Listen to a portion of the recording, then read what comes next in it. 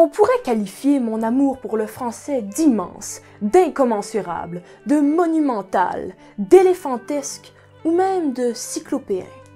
En effet, il nous permet de nous exprimer avec tant d'éloquence et de style, d'autant plus qu'ici, au Québec, notre façon unique de l'utiliser lui ajoute un petit je ne sais quoi, qui le rend tout simplement irrésistible.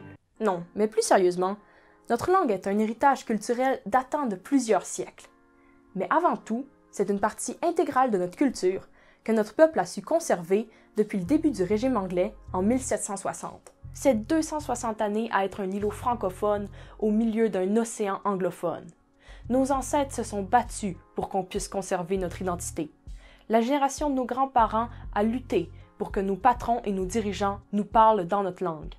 Aujourd'hui, une loi force nos patrons à nous parler en français et nos dirigeants... Et soyez safe et secure. Eh bien, disons qu'il reste encore du travail à faire. Mais si notre bien-aimé français a pu survivre aussi longtemps, pourquoi est-ce qu'on parle encore de sa disparition imminente? Selon moi, c'est parce que particulièrement les membres de ma génération font face à un défi auparavant inexistant. Internet. Avec la mondialisation, l'anglais est devenu la langue universelle en ligne. Presque tout le contenu, ou du moins tout le bon contenu, est déplorablement en anglais. Petit à petit, ça a comme conséquence que de plus en plus d'anglicismes se glissent dans notre vocabulaire.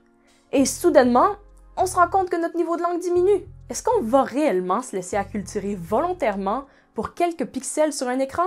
Je sais que je suis loin d'être la seule à adorer notre langue et à souhaiter la voir prospérer encore bien longtemps.